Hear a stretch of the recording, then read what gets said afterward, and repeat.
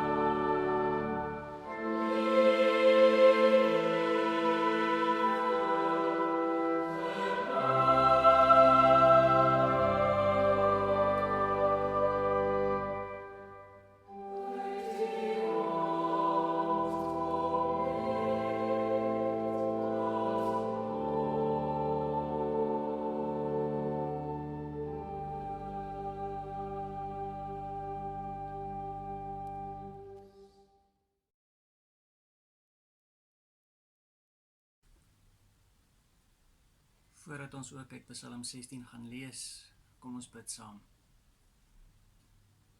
Here, baie dankie vir hierdie pragtige oggend. Dankie dat ons op hierdie Vrydag, wat ons ook noem Goeie Vrydag, tot U kan nader. Dankie vir die voorreg wat ons het om op 'n besonderse manier aan mekaar gebind te wees. Ons is nie saam in een kerkgebou nie. Here, ons is versprei. Nie net in George nie, maar reg oor die wêreld. Ons het vriende, ons het familie wat op 'n manier aan ons gebind is.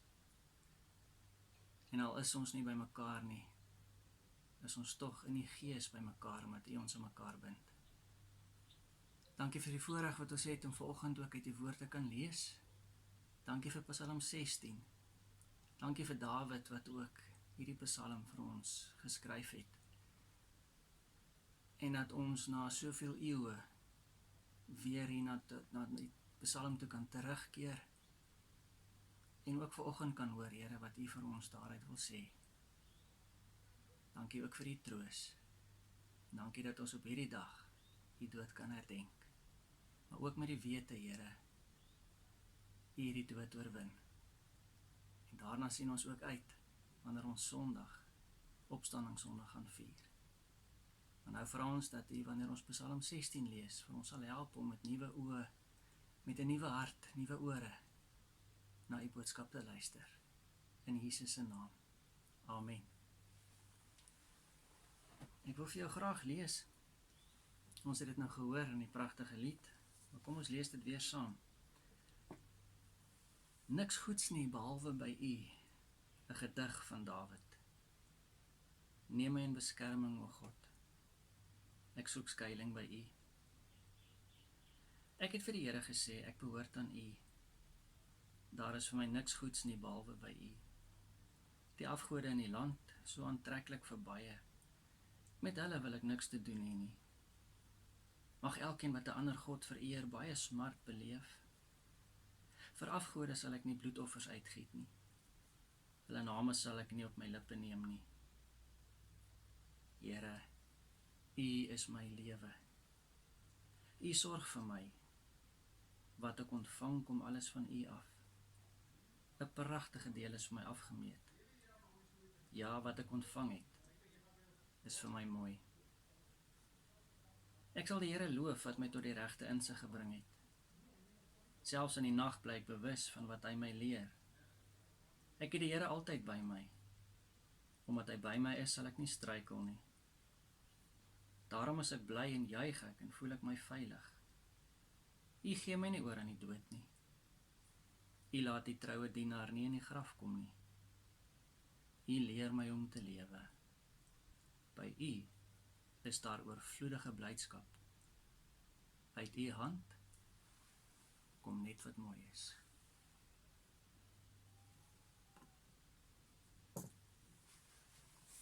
Psalm 16 vorm deel van 'n groep psalms, 10 van hulle, wat veral fokus op hoe Israel in die antieke tyd gedink het oor die tempel. Wat gebeur daar in die tempel? Psalm 15 tot 24 is die 10 psalms wat veral hieroor gaan en wat daaroor nadink. En vir elke Israeliet was dit 'n besonderse geleentheid en ook voorreg om ten minste een keer in 'n jaar Jerusalem toe te gaan op reis, na die tempel toe, veral oor Paastyd. Jy sien, die Israeliet in die antieke tyd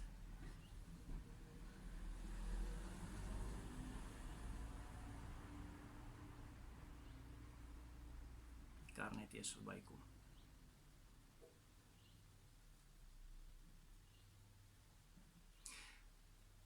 Vir die Israeliet in die antieke tyd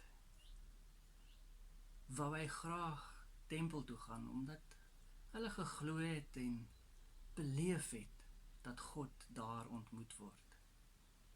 Hulle wou tempel toe gaan om iets van die teenwoordigheid van die Here te belewe.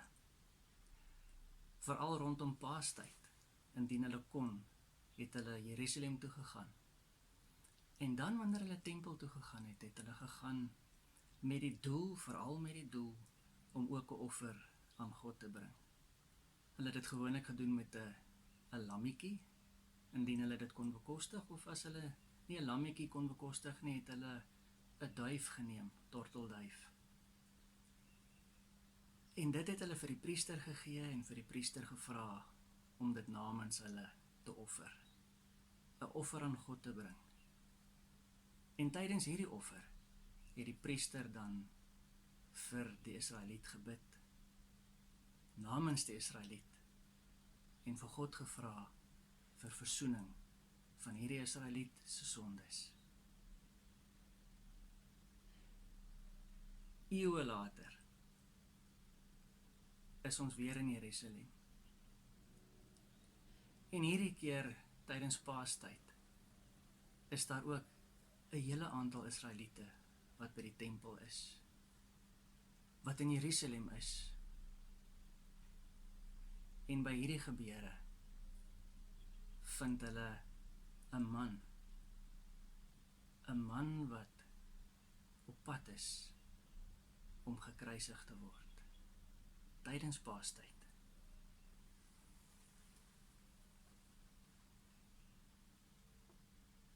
'n Man wat op pad is om soos 'n lam geslag te word. Julle, wanneer ons na Psalm 16 kyk, dan is dit merkwaardig om Dawid se woorde te hoor. En veral gegee die feit dat hy aan die tempel dink en hoe wonderlik daar is en hoe dit moet wees om God daar te ontmoet. Om in sy woorde ook iets te hoor van Jesus se woorde. Gebede van Jesus, woorde van Jesus, op verskillende plekke tydens sy bediening, veral ook rondom sy kruisiging en die aanloop tot sy kruisiging. En ek wil vanoggend net so vlugtig saam met u deur Psalm 16 beweeg, rustig deur dit lees, en ook vir u wys hoe Psalm 16 vir jou en vir my kan help om ook op 'n nuwe manier raak te sien wat Jesus vir ons gedoen het in aanloop tot sy kruisiging en ook tydens sy kruisiging.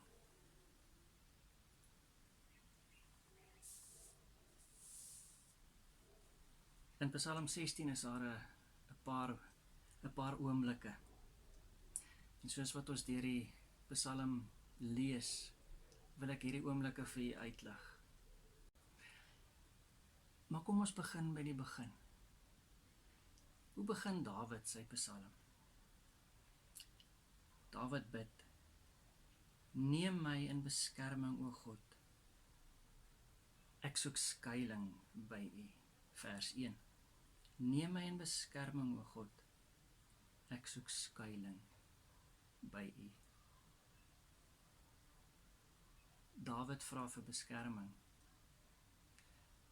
En is interessant as ons kyk na die lewe van Jesus Christus. Jesus wat baie wonders gedoen het. Jesus wat dit blyk nie bang te gewees het vir enige iemand nie.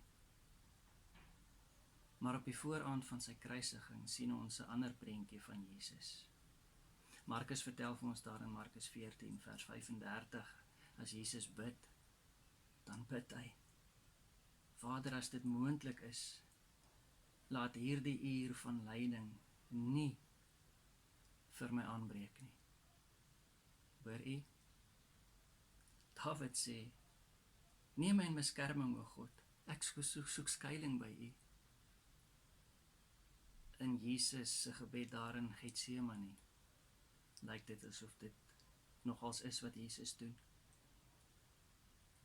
Dis 'n hinkering van hom, 'n hinkering na God toe, om hom te beskerm. In vers 2 lees ons dat Dawid sê: Ek het vir die Here gesê, ek behoort aan u. Daar is vir my niks goeds nie, behalwe by u. Dawid vertrou duidelik die Here. 'n Geloofsoortuiging waarin hy sê, daar is niks goeds vir hom behalwe by God nie. By God vind hy vrede en rus.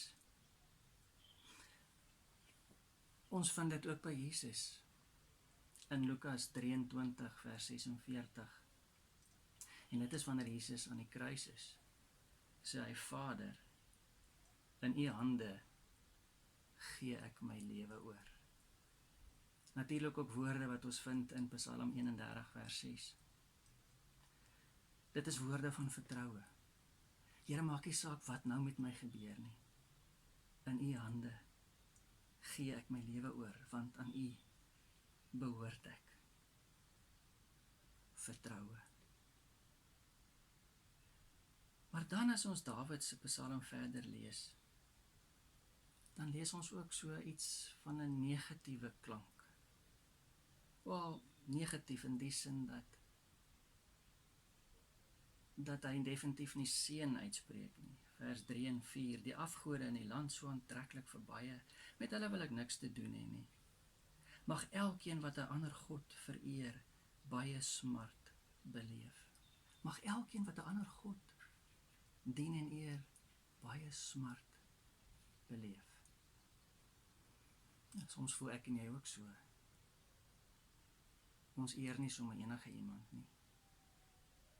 Maar daar kan dit ook nie oor eer nie. Maar waaroor gaan dit? Dawid soek sy eer alleen by God en dit is reg so, dit is goed so. Maar kyk net wat doen Jesus terwyl hy aan die kruis hang, terwyl mense hom spot, mense van ander gelowe, mense wat anders dink, mense wat anders glo. En wanneer hulle Jesus afkraak, afbreek, dan bid hy vir hulle, dan seën hy hulle, en hy sê, Vader, vergeef hulle, want hulle weet nie wat hulle doen nie. Lukas 23 vers 46, Vader, nie ekskuus. Lukas 23 vers 34, Vader, vergeef hulle, want hulle weet nie wat hulle doen nie. Bid ek en jy nog vir die wêreld? Jesus het dit gedoen aan die kruis, terwyl hy afgekraak, afgebreek word, gemartel word, bid hy vir sy teestanders, bid hy vir die wêreld, Here vergewe hulle, hulle is verlore, hulle weet dit nie, hulle besef dit nie. Mag ek en jy dit ook bid op hierdie goeie Vrydag? Mag ons ook vir 'n wêreld wat in nood verkeer, 'n wêreld wat op hierdie oomblik ook wonder oor alles wat rondom hulle gebeur. 'n Wêreld wat ook op hierdie oomblik onseker is, onseker voel. Meer as ooit dink oor die dood en oor lewe. Mag ons vir hierdie wêreld bid. Mag ons bid dat die wêreld sal sien hoe ver, hoe hoog en hoe wyd Jesus Christus se liefde strek.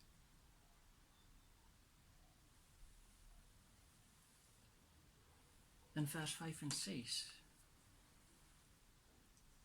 lees ons van Dawid wat iets besonders wil ontvang. Trouwens, hy ontvang dit. Here, U is my lewe, U sorg vir my. Wat ek ontvang, kom alles van U af. 'n Pragtige deel is vir my afgemeet. Ja, wat ek ontvang het, is vir my mooi. As ons meer spesifiek gaan kyk na die antieke taal, dan lees ons daar iets van manna, iets van brood, wat ek ontvang het uit die hand, die versorgende hand, die manna wat ek ontvang het, dan vul dit my met blydskap. En as daar staan, wat ek ontvang het, is vir my mooi afgemeet, dan is dit iets van 'n maatbeker wat oorloop. En daarom ook van die vertalings wat sê, my beker loop oor. Dit gaan met my goed, want U, Here, sorg vir my.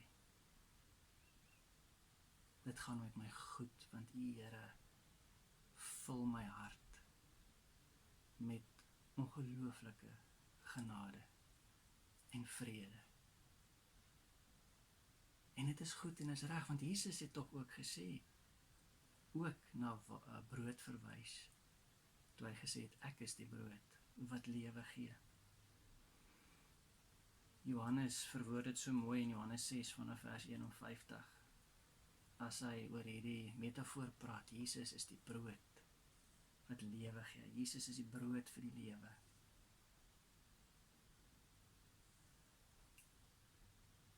Maar dan ook Jesus se roerende gebed, dieselfde wie Jesus wat gesê het, ek is die brood wat lewe gee, wanneer hy na sy eie lewe kyk in 'n tyd van nood en angs, dan bid hy daar in Matteus 26 vanaf vers 39, Here, laat hierdie beker by my verbygaan, nogtans nie my wil nie, maar U wil. Dieselfde Jesus wat water in wyn verander het. Dieselfde Jesus wat by die bruilof van Kana reeds geweet het waar hy in sy lewe op pad is, dat hy aan 'n kruishout gaan moet sterf. Dieselfde Jesus kom in Getsemane en bid tot God, Here, in my benoudheid, as dit U wil is, mag hierdie beker by my verbygaan. Maar, en dit is 'n groot maar, nogtans nie my wil nie, maar U wil. Dawid is so dankbaar oor die seën wat hy ontvang, oor sy beker wat oorloop. Wat ontvang Jesus? Jesus ontvang pyn. Jesus ontvang die dood. En dit laat hom benoud. Maar Psalm 16 gaan verder. Psalm 16 vers 7 en 8. Daar sê Dawid, ek sal die Here loof, omdat hy my tot regte insigte gebring het. En dan sê hy, ek het die Here altyd by my, en omdat hy by my is, sal ek nie struikel nie. Baie interessant, net voordat Jesus met sy bediening begin het, nou is ek sommer vroeg in die evangelies, en Matteus verwoord dit baie mooi daar in Matteus 4. Dan vertel hy vir ons dat Jesus die woestyn in is, net voordat hy begin bedien het. En vir 40 dae is hy daar in die woestyn versoek deur die duiwel. Reeds in die woestyn, voor Jesus se bediening al het hy geweet, wat vir hom voorlê, wat hy die wêreld moet leer, en wat hy vir die wêreld gaan doen. En dan kom die duiwel, en ons lees dat die duiwel vir Jesus van koers af probeer bring. Hy lei hom in die versoeking, want ook die duiwel weet waarheen hierdie verhaal op pad is. En hy wil dit nie. En hy plaas al die negatiewe moontlikhede voor Jesus se voete, maar probeer hom ook verlei met aardse dinge. Maar Jesus antwoord hom 3 keer. En dan sê Jesus, 'n mens leef nie net van brood nie, maar van elke woord wat uit God se mond kom. Jesus sê ook vir die Satan, jy mag die Here jou God nie op die proef stel nie. Die Here jou God moet jy aanbid, en hom alleen moet jy dien. Hom alleen moet jy dien.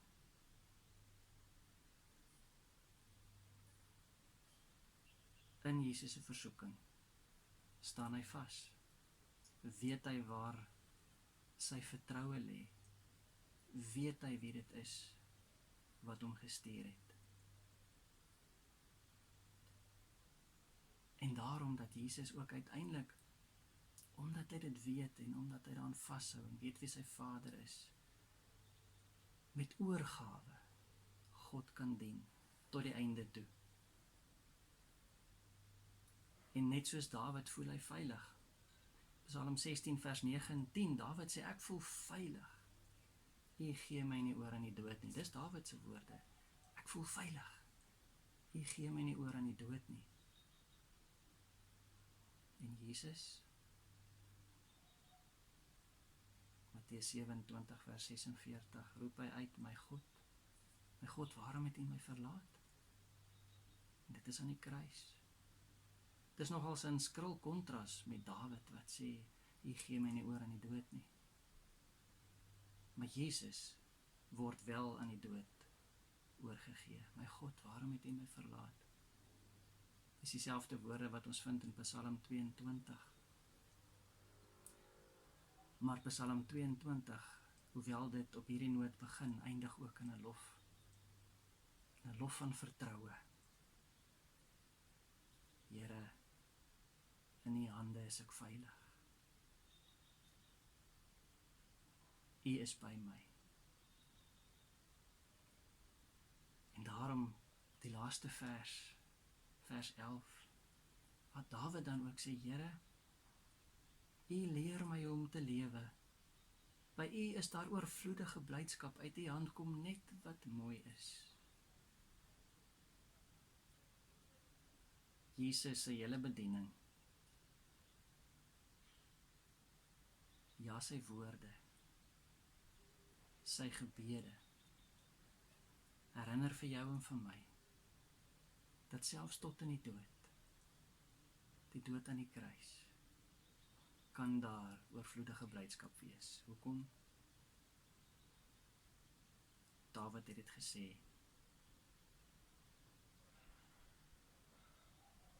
ek voel veilig by U. Dawid het gevra, Here, leer my hoe om te lewe. Vul my met U wysheid. Dawid het bely, by U is daar oorvloedige blydskap. Maak nie saak wat my omstandighede is nie.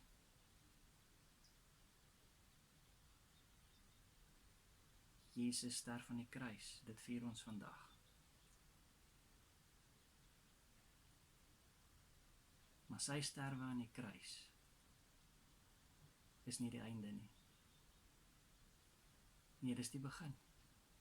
Dit is die begin van nuwe lewe. Dis die begin van 'n lewe in oorvloed. Nou reeds. Nie eendag nie. Nou reeds. En daarom kan ek en jy vanoggend ook saam nagmaal vier, dit saam gebruik. Want die nagmaal nooi vir jou en vir my uit, juis om te onthou wat hy vir ons kom doen het. God het geweet dat dit vir ons, vir jou en my, as mense uiters moeilik is, om die hele tyd met entoesiasme en vreugde om te dien. Ja, God het lankal geweet dat daar peste en plaag gaan wees. Nie nou, net nou nie. Die geskiedenis leer vir ons dat dit al 'n paar keer gebeur het. En dalk weer gaan gebeur. Maar midde in dit alles, kan ons weet, die Here is by ons. Net soos wat hy by Jesus was en nog steeds is en Jesus by hom is. Daarom vanoggend nooi ek jou uit om nagmaal te vier saam met ons.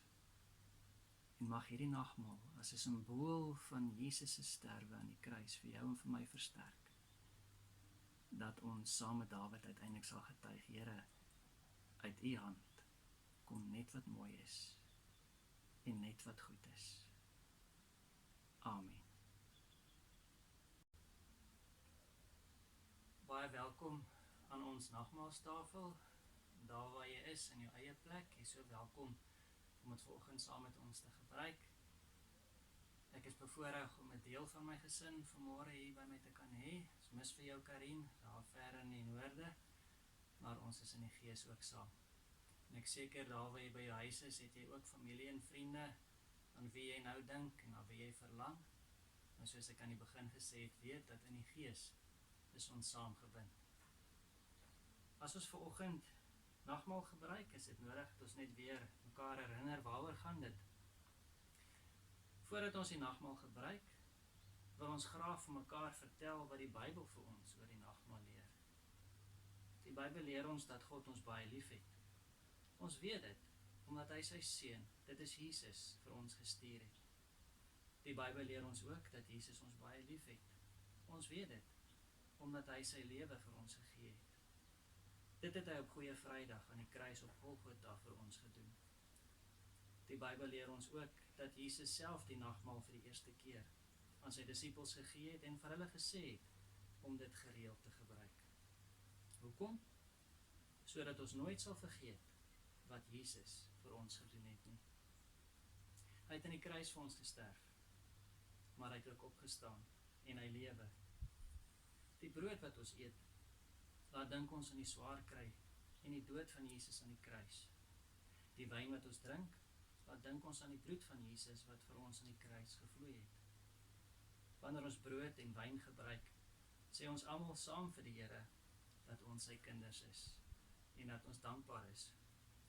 Ons sê ook daarmee dat ons glo dat ons almal eendag saam met Jesus in die hemel sal wees.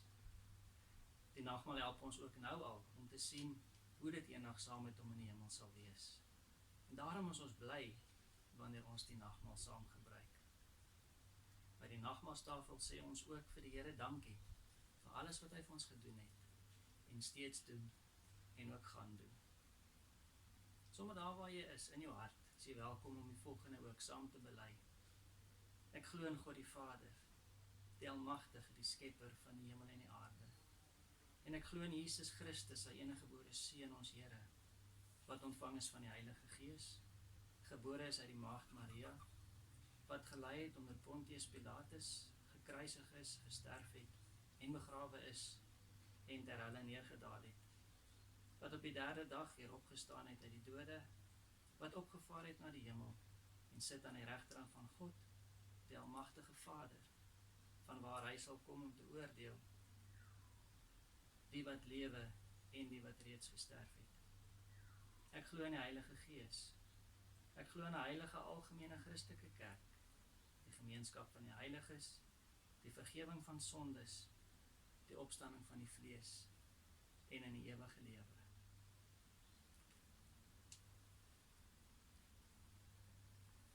Die aand voordat Jesus gevangene geneem is, was hy saam met sy disippels in 'n bofortrek. En terwyl hy saam met hulle was, het hy brood geneem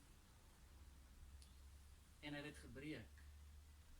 En terwyl hy dit gebreek het, het hy gesê, dit is my liggaam. Elke keer wanneer julle dit gebruik, dink daaraan dat my liggaam vir julle gebreek is. En gebruik dit dan as volkome versoening van julle sonde.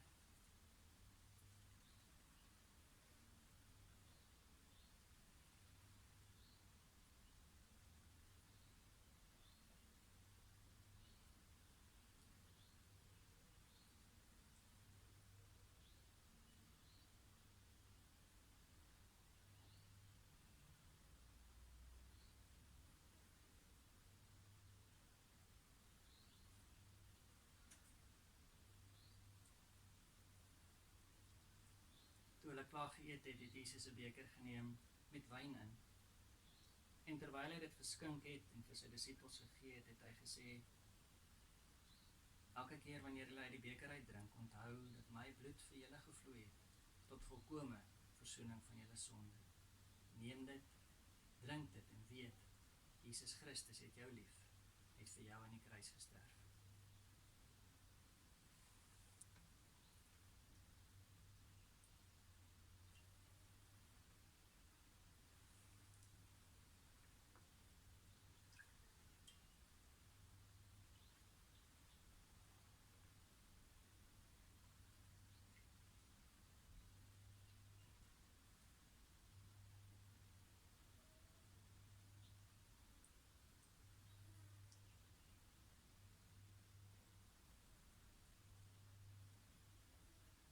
Terwyl jy nadink oor dit wat sopas hier gebeur het, daar waar jy is, nooi ek jou uit om na die universiteitskoor van die Noordwes Universiteit te luister, hulle verwerking van die Onse Vader gebed. Dit is 'n pragtige gebed, kom ons bid dit saam, terwyl ons na die musiek luister.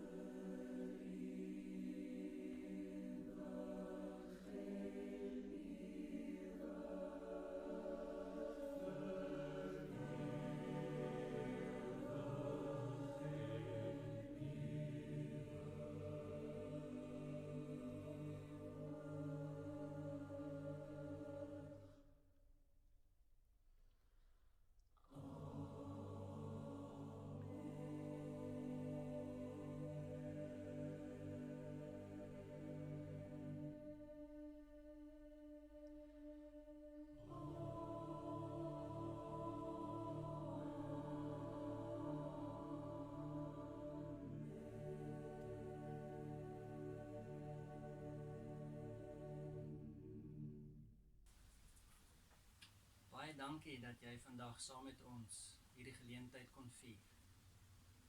Mag die genade van ons Here Jesus Christus, die liefde van God ons Vader en die gemeenskap van die Heilige Gees met elkeen van u wees en bly.